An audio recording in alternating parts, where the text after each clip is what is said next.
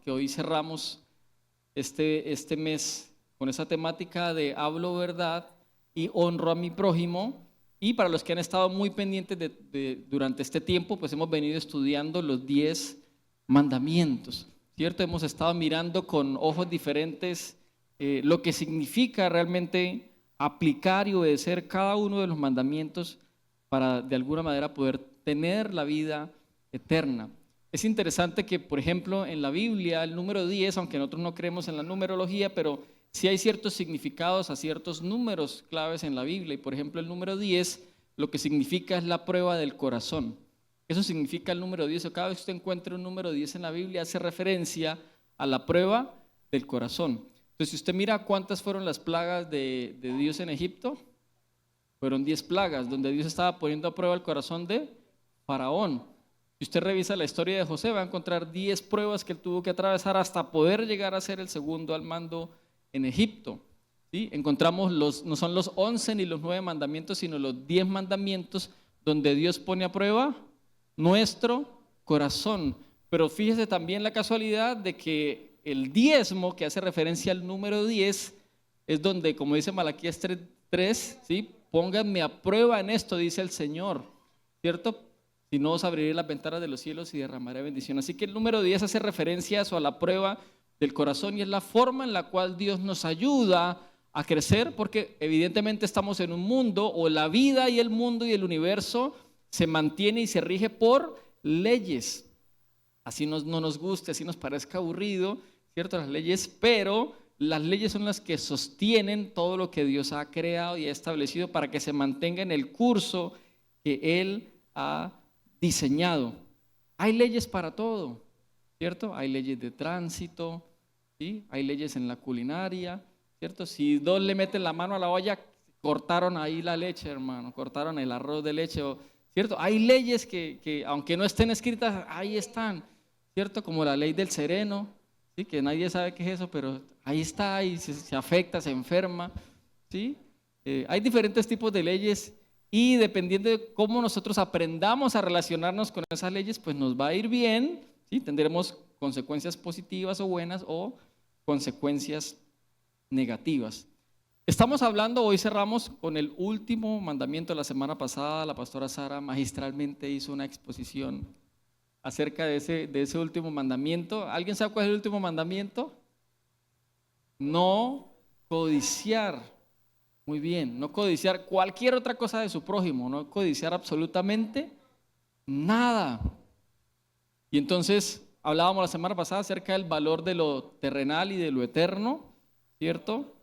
Y hoy, bueno, vamos a seguir profundizando un poquitico más acerca del tema de la codicia, ¿cierto? ¿Cómo nosotros podemos entonces vencer la codicia? Porque si somos honestos y sinceros entre nosotros, todos luchamos con la codicia.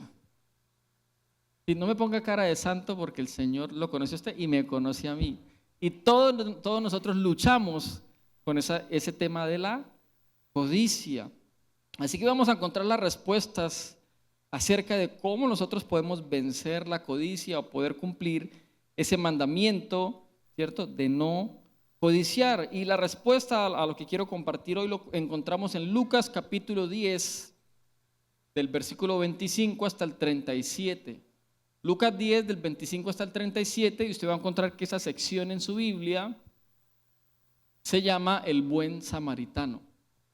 ¿Sí? Esa es la sección, o esa sección se llama así, el buen samaritano. Pero antes de leer algunos versículos específicos que quiero que revisemos,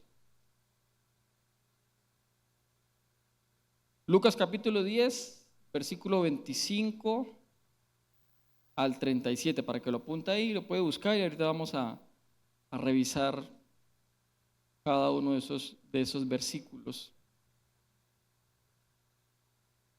¿Listo? Ahí donde está, quiero invitarle rápidamente que por favor cierre sus ojos. Vamos a orar y vamos a pedirle al Señor, ya que vamos a hablar de la codicia, pues que Él hoy ilumine nuestro corazón y nos muestre aquellas cosas que estamos luchando nosotros en esa área.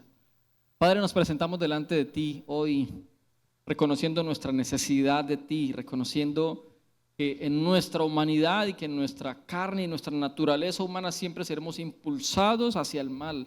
Siempre seremos impulsados a violar las normas y las leyes que tú estableciste para cuidarnos, para guardarnos. Por eso hoy, Señor, con toda humildad nos acercamos a ti y decimos, reconocemos que te necesitamos. Necesitamos una palabra tuya que dirija, Señor, las próximas decisiones que vamos a tomar para no equivocarnos, para no tomar decisiones con codicia, con avaricia, para no tomar decisiones que vayan en contra de las normas y las leyes que tú estableciste en tu palabra para nuestro bien. Así que disponemos nuestra mente, nuestro corazón y todo lo que somos para recibir esta palabra de vida, esta palabra que va a traer luz y dirección a cada uno de nosotros y va a transformar todo nuestro ser de adentro hacia afuera. Lo creemos en esta mañana, en el nombre de Jesús. Amén. Eso, no se me duerma, por favor. Para poner en contexto, si usted revisa Lucas capítulo 10 del versículo 25 en adelante y los evangelios sinópticos que cuentan también esta misma historia, en otras secciones lo va a encontrar como el gran mandamiento. Estaba Jesús en sus últimos días en Jerusalén, antes de su crucifixión, y estaban los escribas y los fariseos y todos los feos, los jebuseos, los de qué, estaban allí intentando tentar a Jesús o hacerlo caer con preguntas y poniéndolo a prueba. Y entonces en una de esas se levanta un intérprete de la ley, porque ya le habían hecho otras preguntas, Jesús había contestado y había dejado en silencio el escenario, el auditorio. Entonces se levanta y le dice, maestro, ¿qué haré o qué cosa tengo yo que hacer para heredar la vida eterna? Y entonces, como era un intérprete de la ley, Jesús le dice, bueno, ¿qué está escrito en la ley? ¿Cómo lees? Y entonces contesta o responde. En Lucas dice que el que responde es el intérprete de la ley, y en otros evangelios dice que Jesús es el que da la respuesta. Pero da la respuesta a algo que conocemos como el gran mandamiento, ¿cierto? ¿Cuál es el gran mandamiento? Ay, ¿no se lo saben? El gran mandamiento, donde resume Jesús toda la ley, los 613 mandamientos que encuentra usted en el Antiguo Testamento, en dos: amar a Dios, ¿cierto? Sobre todas las cosas. No me diga eso porque, ay, Dios mío. Amar al Señor tu Dios, ¿cierto? Con todo tu corazón, con toda tu mente, con todas tus fuerzas. Y amarás a tu prójimo como a ti mismo. Y entonces eso le responde el intérprete de la ley y Jesús le dice, muy bien, ha respondido muy bien, tiene 10 en el examen, solamente haga eso y vivirá. El concepto que tenían los judíos acerca de los mandamientos o la manera en la cual se recibía o se alcanzaba la vida eterna era a través de cumplir los mandamientos, ¿cierto? Entonces Dios le dice, Jesús le dice, bueno, listo, muy bien, lo conoce muy bien, haga eso y entonces va a vivir. Pero dice la Biblia que él, queriendo justificarse o queriendo mostrar que él sí cumplía lo que estaba diciendo Jesús en este caso, le pregunta, y entonces, ¿quién es mi prójimo? Le pregunto yo esta mañana a usted, ¿quién es su prójimo? Ya que estamos hablando de esto, de amar a Dios y amar a nuestro prójimo. ¿Quién es mi prójimo? Y muy seguramente usted se ha puesto, o se ha preguntado, por ejemplo, la verdad que estuvimos el tiempo de la oración, ¿y nosotros qué hacemos orando por Latinoamérica? Por la evangelización de Latinoamérica. Si usted supiera que yo tengo recibos pendientes por pagar, que estoy enfermo, si usted conociera el diagnóstico médico que me dieron, si usted conociera las deudas que yo tengo, si usted conociera los problemas que tengo en mi casa, en mi trabajo, con mi esposa, con mi suegra, usted no sabe lo que yo estoy pasando. En vez de estar orando por Latinoamérica, deberíamos estar orando por nosotros y nuestros problemas. Tantas cosas difíciles que hay en Bucaramanga y nosotros aquí orando es que por Latinoamérica.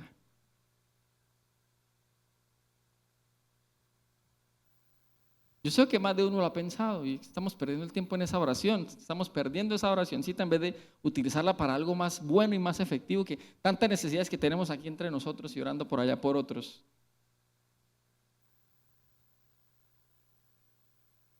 Para nosotros poder vencer la codicia tenemos que dejar de pensar en nosotros únicamente.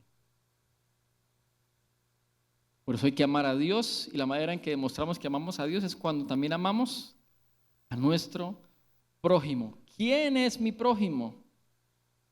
Por eso el tema que quiero compartir en esta mañana lo he titulado así: ¿quién es y qué debo hacer por mi prójimo? ¿Quién es y qué debo hacer por mi prójimo? Y entonces, a la pregunta que le hace este intérprete de la ley es que surge esta parábola. Si usted revisa cada una de las parábolas que Jesús narra o cuenta, muchas de ellas son el resultado de un cuestionamiento, de una pregunta. Todo lo que vamos a leer, todo lo que vamos a indagar y a encontrar de la parábola del buen samaritano, surge o nace de esta pregunta del intérprete de la ley queriendo justificarse. ¿Y quién es mi prójimo? ¿Y quién es mi prójimo? Ahora, cuando le pregunté quién es su prójimo, muy seguramente usted, mi prójimo es mi próximo, el más cercano, ¿cierto? Es mi familia, mi mamá, mi papá, mis hermanos, mis primos, mis amigos, aquellos con los cuales yo tengo cosas en común, ¿cierto? Usted le va al Bucaramanga, bueno, yo también, usted es mi prójimo. ¿Usted es Team Messi o Team CR7? Dependiendo de eso, ¿es mi prójimo o no? Y empezamos a ver, ¿usted se ve Yo Me Llamo o se ve Masterchef? Ahí miramos, ¿hasta es Caracol o RCN? Y empezamos a encontrar, si tenemos cosas en común, entonces esa persona es mi prójimo. Pero ¿sabe una cosa? Nuestro prójimo no es la persona con la cual yo tengo cosas en común. Mi prójimo no es aquel con el cual yo tengo cosas en común, o por el simplemente hecho de tener cosas en común no me hace prójimo de esa persona. Yo me convierto en prójimo de alguien cuando uso la misericordia a favor de él. ¿Quién es su prójimo? Es la persona a la cual usted le hace un bien.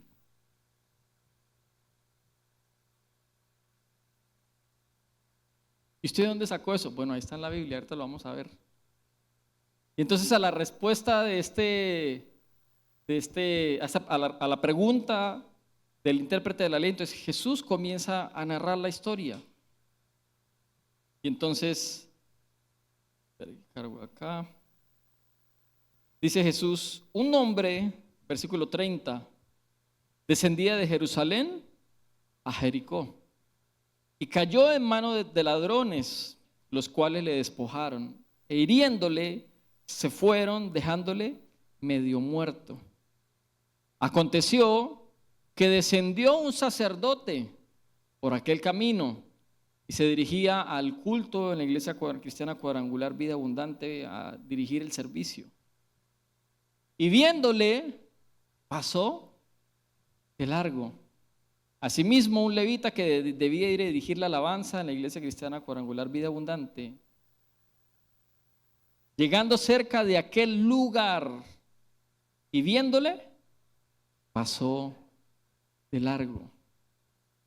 Pero un samaritano que iba de camino vino cerca de él y viéndole fue movido a misericordia.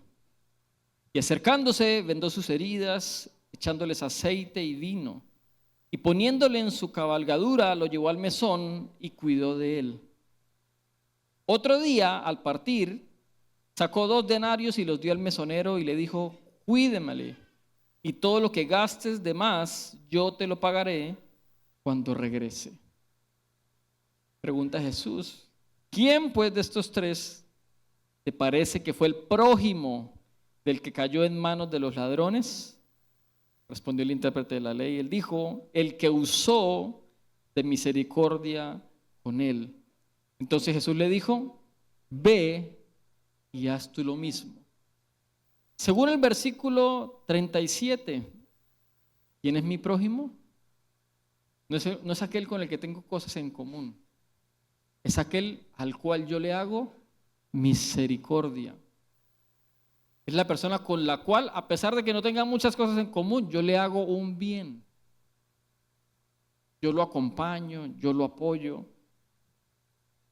Entonces, en primer lugar, lo que quiero establecer es ¿quién es mi prójimo? La persona a la cual yo le doy y le comparto misericordia. Así que ya teniendo claro quién es mi prójimo o quién puede ser mi prójimo o a quién yo voy a escoger para que sea mi prójimo, Vamos a mirar entonces qué debemos hacer si ya tenemos claro cuál es el prójimo, qué debo hacer con mi prójimo. Para los que toman nota, número 1, decide mirar de cerca. Si ya sabes quién es tu prójimo, lo primero que tienes que hacer con ese prójimo es toma la decisión de mirar de cerca. De mirar de cerca. Dice la palabra cuando leímos la historia, que cuando descendía el sacerdote, dice la Biblia allí, que viéndole pasó de largo. No muestra o no nos da un detalle de distancia, desde qué distancia lo vio, solamente dice viéndole pasó derecho. Cuando habla del levita, mire que dice que estaba cerca de qué, ahí en el versículo 32. ¿Estaba cerca del herido o estaba cerca de qué? Dice que estaba cerca del lugar. ¿Sabe una cosa?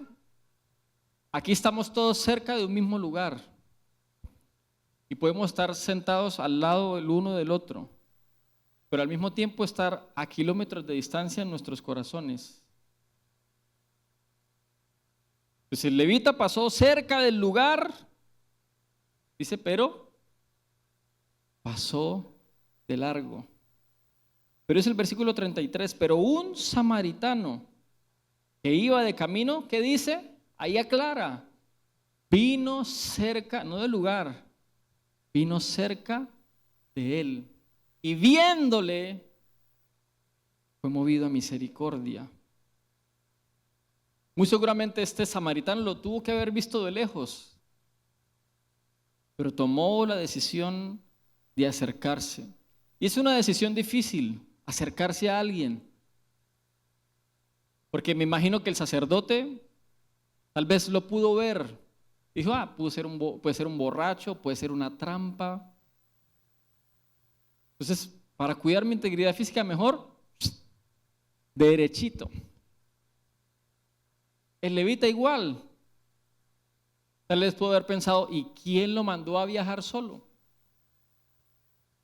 Usted sabe que en esa época era raro que la gente viajara sola, justamente por eso. Entonces viajaban acompañados con un grupo de personas. Desde pronto el levita, el sacerdote, es culpa de él porque ¿quién lo mandó a viajar solo? ¿Yo qué le dije? Yo le dije que no viajara solo. Dio papaya. ¿Quién lo mandó? No es culpa mía, es culpa suya. Eso es irresponsabilidad suya. Tome, chupe y lleve por su culpa. Nadie lo mandó. Eso pudo haber pensado el samaritano, el levita o el sacerdote, perdón. Pero ¿cuántas veces nosotros pensamos así de nuestro prójimo? ¿Está pasando por eso? Yo le dije. Y antes se estaba demorando esa consecuencia. Se lo ganó, chupe para que aprenda.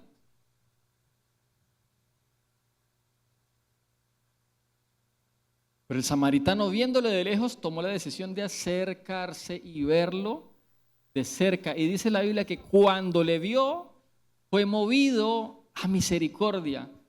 Póngame cuidado acá, aquí aprendemos algo interesante. Y es que la misericordia, nuestro corazón es movido a misericordia dependiendo de la distancia de la cual usted esté mirando. Así que su indiferencia o su misericordia depende del lugar donde usted mire.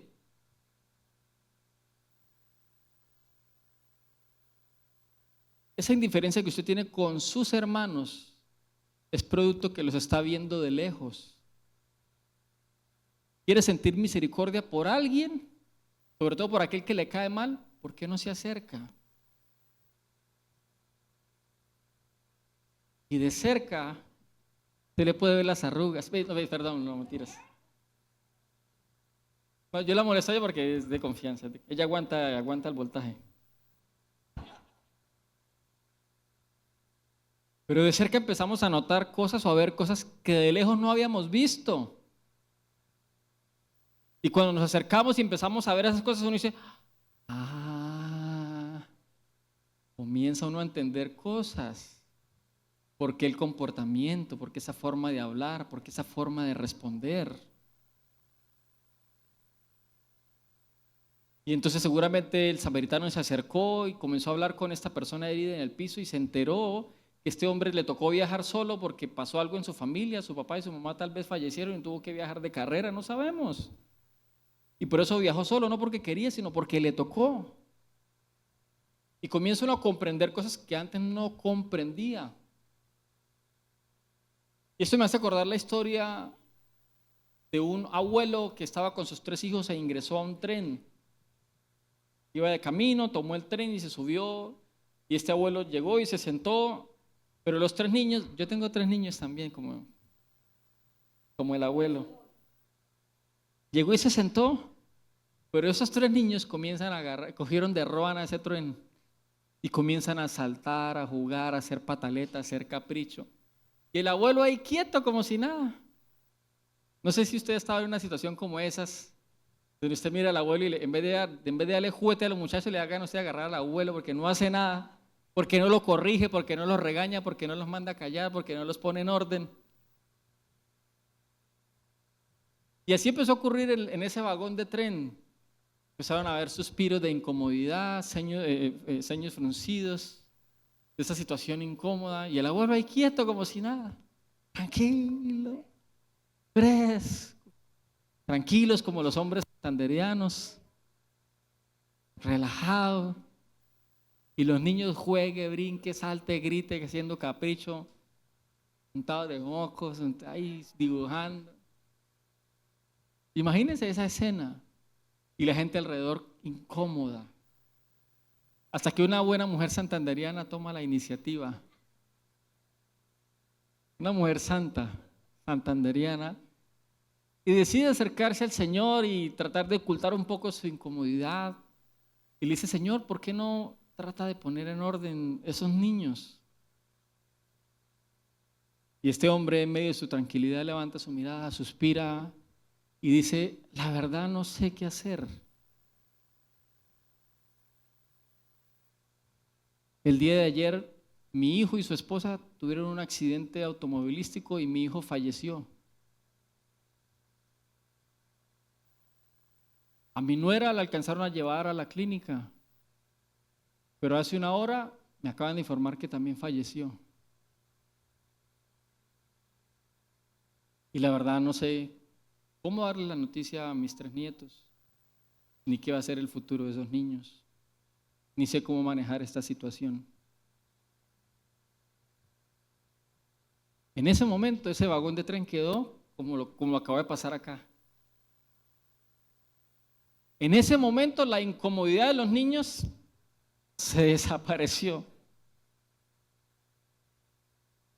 Se disipó la incomodidad.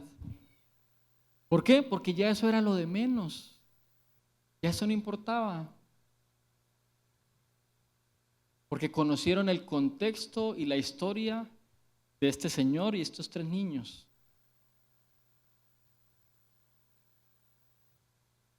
Así que cuando conocemos las historias de los demás, esa urgencia por juzgar, por criticar, por señalar, se disipa. Comienza a nacer una compasión en el corazón por esa persona. ¿Qué debes hacer con tu prójimo? Acércate y míralo de cerca para que puedas comprender el contexto de su realidad, de sus luchas y de sus dificultades. Es fácil señalar de lejos, pero cuando nos acercamos podemos amar mejor y podemos brindar misericordia. Amén. Número 2. ¿Qué debo hacer con mi prójimo? Convierte tus emociones en actos de misericordia. Convierte tus emociones en actos de misericordia. Y dice la Biblia que viéndole, el buen samaritano fue movido a misericordia. Y es que cuando uno toma la decisión de acercarse, usted y yo nos vamos a sorprender, como nos sorprendimos ahorita con esta historia, de la cruda realidad y de la humanidad de tu prójimo. Cuando decides acercarte, te vas a comenzar a enterar de cosas, tal vez duras, difíciles.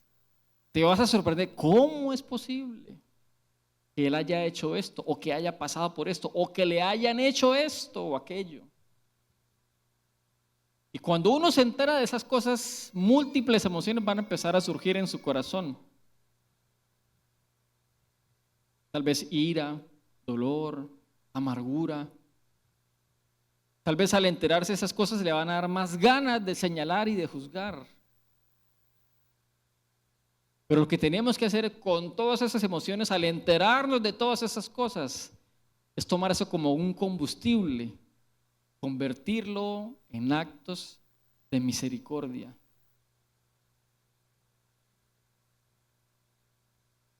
Serás tentado a señalar, a criticar, a murmurar, pero usa esas emociones para que te lleven a hacer cosas buenas por tu prójimo. Recuerdo la historia de una congregación que decidió hacer una campaña evangelística. Y entonces trajeron a uno de esos evangelistas que necesitaba muchos diáconos porque la gente se caía y eran tomados por el Espíritu Santo de Dios. Pero antes de ejecutar la campaña, entonces reunieron los voluntarios para que con unos volantes salieran por el sector a dar a conocer el evento y que ninguno de los vecinos se perdiera esta actividad. Y entonces repartieron los volantes entre los voluntarios y salieron los voluntarios a hablar de la campaña, a invitar a los vecinos puerta a puerta, entregando los volantes. Y un joven, dice la historia, que llegó a una casa y empezó a tocar. No salía nadie, pero desde adentro escuchó una voz que le decía, ¡siga! Se le hizo extraño y esperó un ratico a ver si de pronto salía alguien porque le dio pena, da pena entrar a una casa así ajena. Y al rato volvió a tocar y desde adentro le dijeron, ¡siga! Así que un poco apenado, pero este joven, entregado a esa misión de repartir los volantes, decide entrar. Entró a la casa y apenas entró a la casa se dio cuenta que había en el ambiente un olor un poco extraño. Olía feo, a suciedad, había mucho desorden en la casa. Y pudo ver en el fondo a un hombre que estaba acostado en un sofá, enfermo.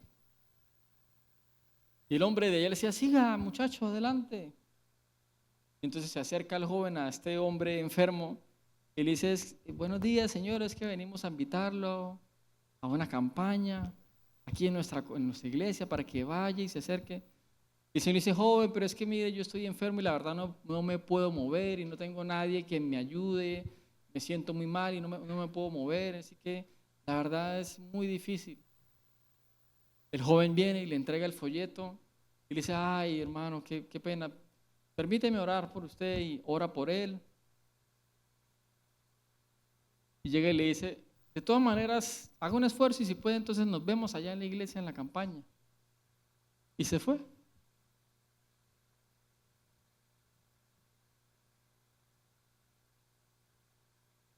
Este muchacho no fue movido a misericordia.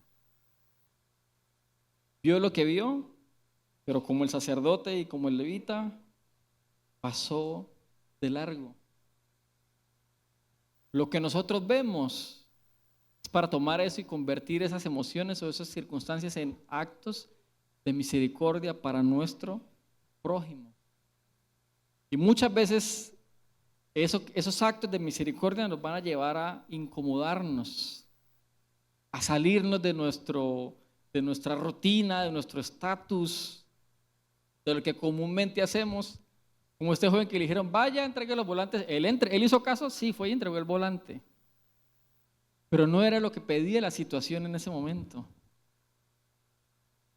Fue muy obediente a la orden de su pastor, pero no fue o no hizo un acto de misericordia con este señor. Necesitamos convertir nuestras emociones en actos de misericordia. Número 3. ¿Qué debo hacer con mi prójimo? Cubre con el fin de traer sanidad. Y puse en paréntesis lo que veas, cubre lo que veas, porque cuando decides acercarte, como hablé, vamos a ver cosas que de lejos no habíamos visto.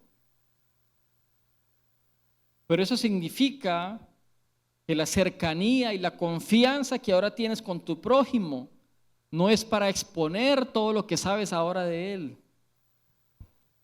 Dice la historia que este hombre fue movido a misericordia y entonces le echó aceite y vino, ¿cierto? Para suavizar y para sanar las heridas que él tenía. Y cubrió sus heridas, dice la historia. Así que lo vio, fue movido a misericordia y lo cubrió.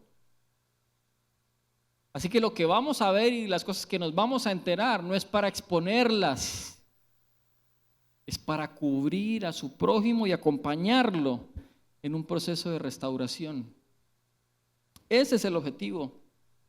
Esa es la actitud, en el caso de cubrir, lo que determina si el prójimo abre o no su corazón. Usted sabe o logra discernir a veces con qué intención viene alguien a preguntarle cosas. Y más si usted sabe que esa persona tiene alguna dificultad con controlar la lengua. A esa gente que lucha con eso, difícilmente usted le suelta alguito. ¿Cierto? Por prudencia, por cuidado, por protección. ¿Sí?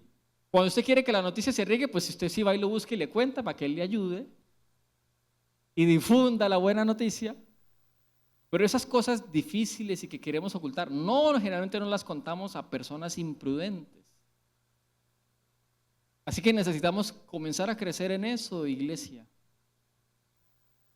Ser el prójimo correcto de que al enterarse no expone, sino que cubre para sanar en ese proceso de restauración.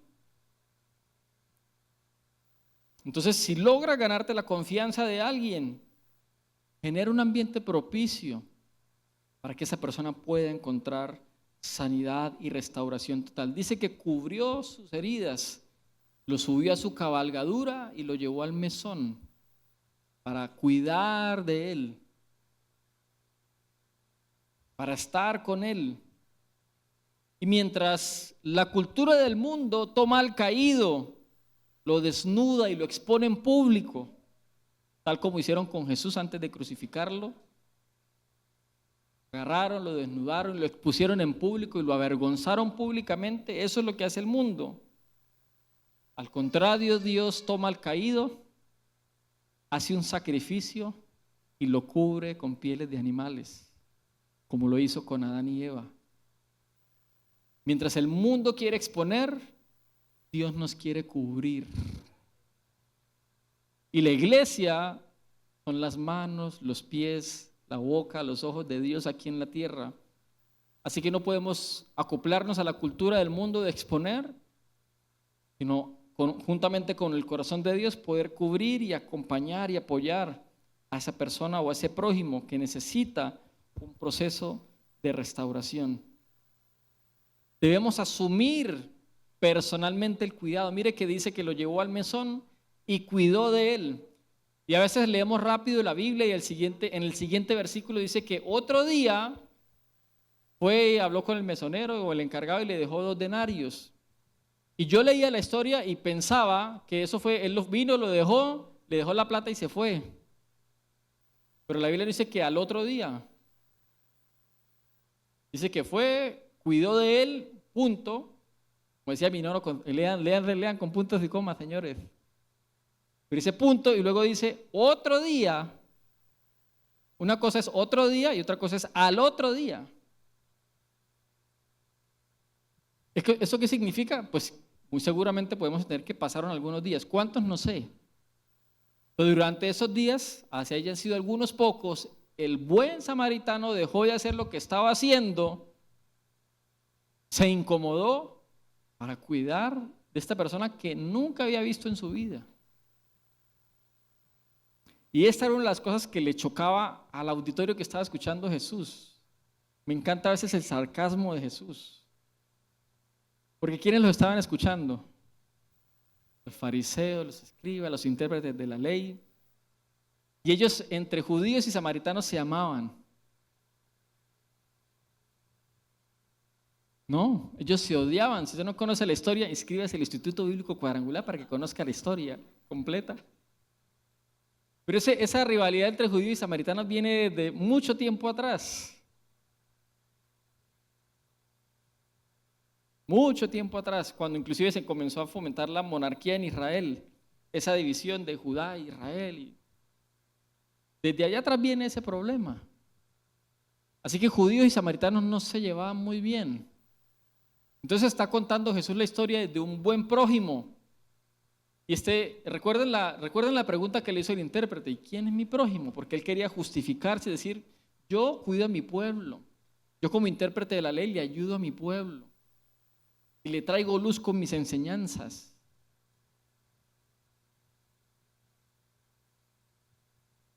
Y llega Jesús y le sale que el bueno de la historia era el malo para ellos. Un buen judío, no, un buen samaritano. Una persona a la cual ellos odiaban. Y con eso lo atendió tantico, lo peinó.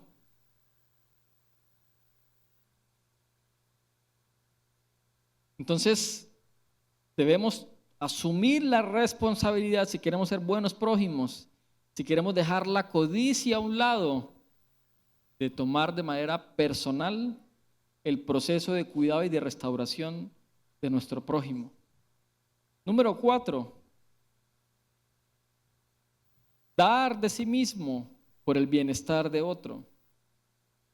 Dar de sí mismo por el bienestar de otro. Este hombre utilizó el aceite, el samaritano usó el aceite de él, el vino de él, la cabalgadura de él, los denarios de él, el tiempo de él. Porque es fácil, como nuestro querido presidente, querer ayudar a otros con plata de otros. Querer subsidiar a otros con plata de otros. Así es chévere ayudar, ¿no? Con cosas que a uno no le cuestan. Pero necesitamos, o la ayuda que necesita nuestro prójimo va a requerir que usted y yo nos metamos la mano al bolsillo.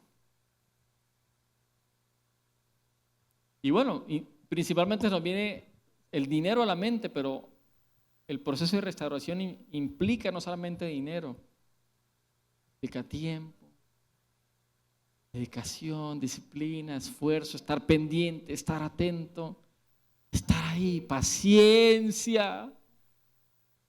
Porque si su prójimo no es tan ovejita, sino es más tipo cabrita, le toca paciencia.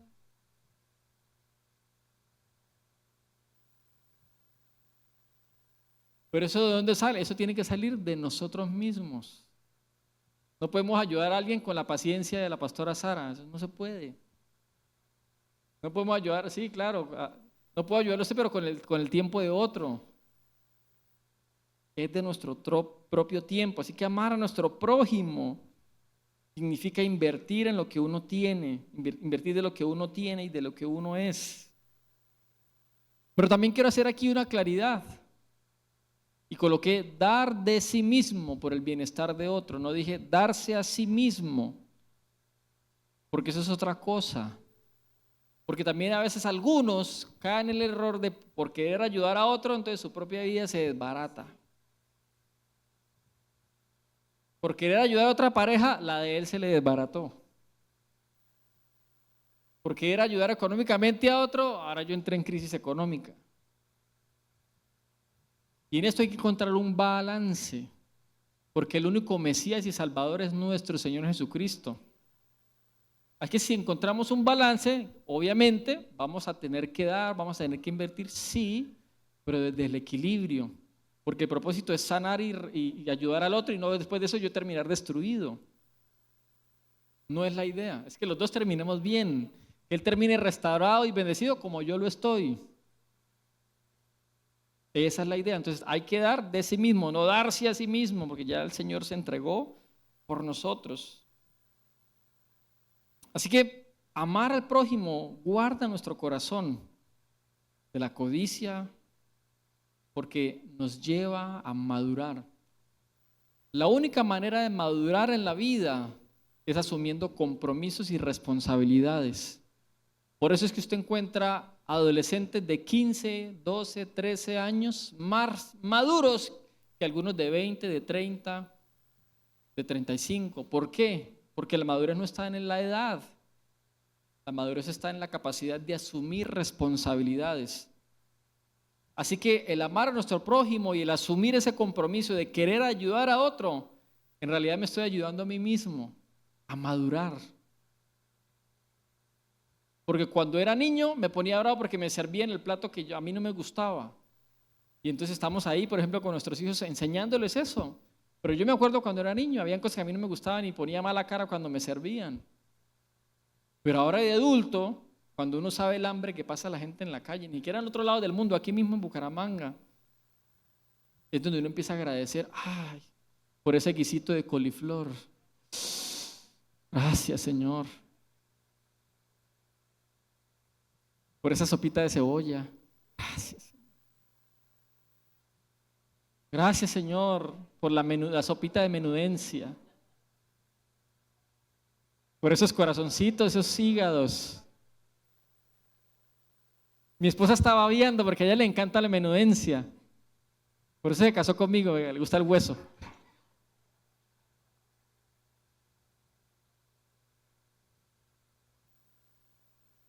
Pero ahora en esta etapa de madurez, claro, agradezco cualquier cosa que me den. Uno antes iba a la casa de los amigos a almorzar y uno iba y tragaba y uno sin pena y sin vergüenza. Pero ahora como papá, a veces a mi hijo le encanta estar con mi tío B, con la familia, con mi tía Sara. Y a mí me da pena porque por él todos los domingos se vaya a almorzar con mi tío B. A mí me da pena. ¿Por qué? Porque uno ahora como cabeza de familia uno sabe que cada almuerzo vale. No, yo antes salía y me iba y uno de chino no pensaba en eso, que el ir y visitar a alguien implica gastos para esa familia. Pero ahora desde la madurez uno entiende cosas, uno sabe cositas, dice por ahí un filósofo.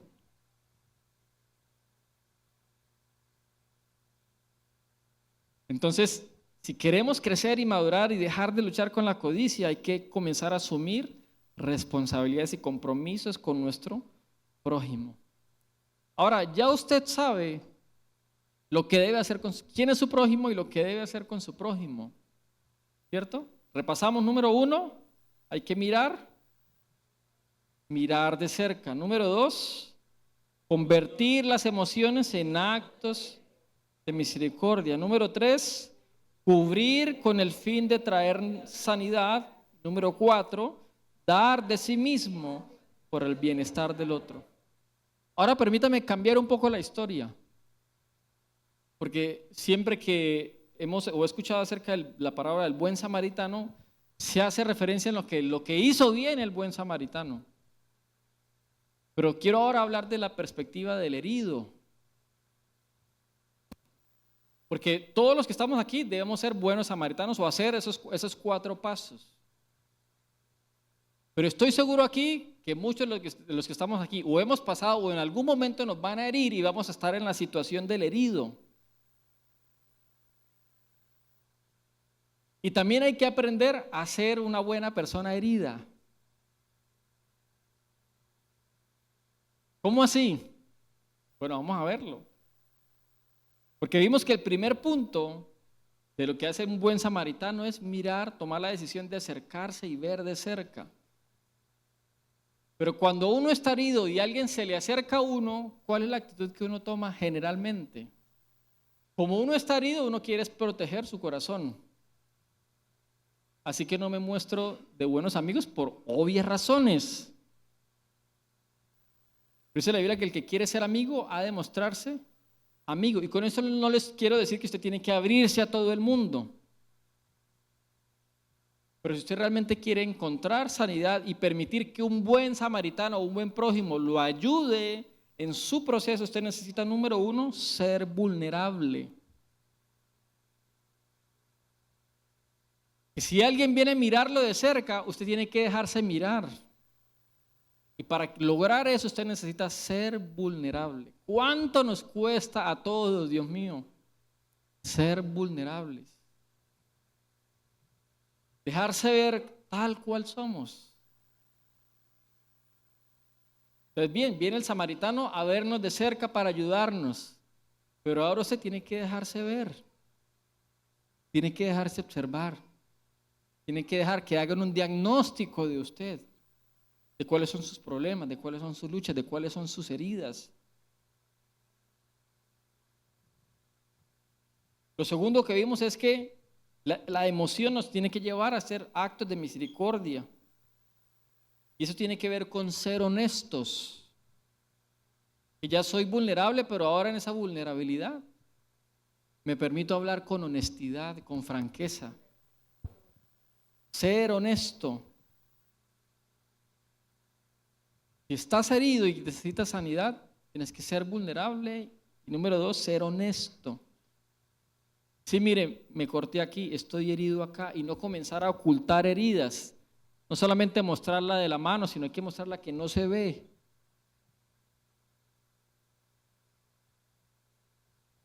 ¿Cuántos de nosotros nos vemos bien así por fuera, pero por dentro estamos rotos? Porque no hemos aprendido a ser honestos.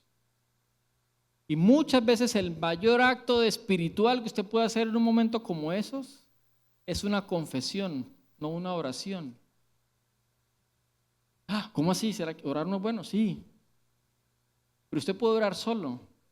Pero si no busca ayuda y confiesa por lo que está pasando, difícilmente va a salir de ahí. Así que lo más espiritual que puede hacer es una confesión y ser honesto por la situación que usted está pasando. Número 3, como un buen herido que busca sanidad, comprométete en el proceso de restauración. Porque el buen samaritano va a venir a cubrir nuestras heridas. Pero eso implica que se deje cargar, que se deje alzar, que se deje sanar, que se deje echar esto aquí, esto acá. Que si quieres ser sano, necesitas comprometerte con un proceso de restauración. Permitir que, como este hombre lo llevó al mesón, muy seguramente no solamente él lo atendió, sino otras personas seguramente intervinieron en ese proceso de sanidad. Unos le trajeron el desayuno, otros le trajeron el almuerzo, otros le revisaron las heridas. Pero un grupo de personas involucrado en ese proceso de restauración. Necesitas comprometerte en un proceso de restauración. Qué difícil es querer ayudar a alguien que no se deja ayudar.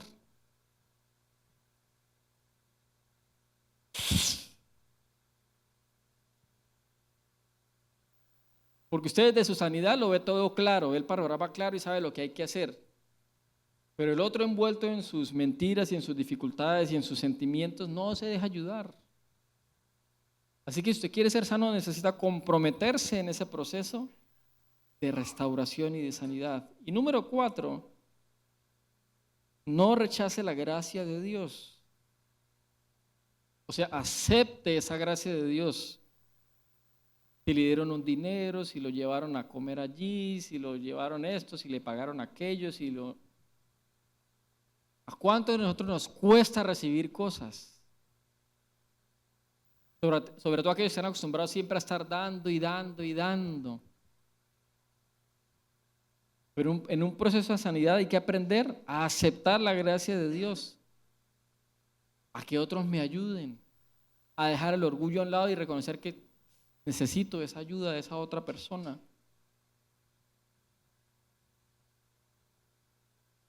Y yo he pasado por esos dos procesos. He estado en el lugar del buen samaritano queriendo ayudar a otros, pero también he estado en el lugar del herido que no se deja ayudar. Por no dejarme ayudar, es que he caído en muchas situaciones o dificultades en mi vida, en muchas crisis. Por eso le hablo desde lo que yo he vivido. Porque uno se queda callado, porque difícilmente uno se abre a que lo ayuden.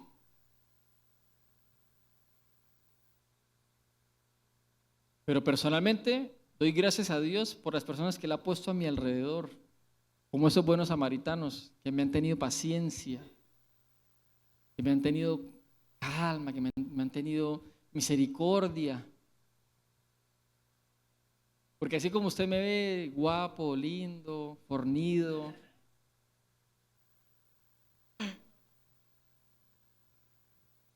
Usted sabe que es broma.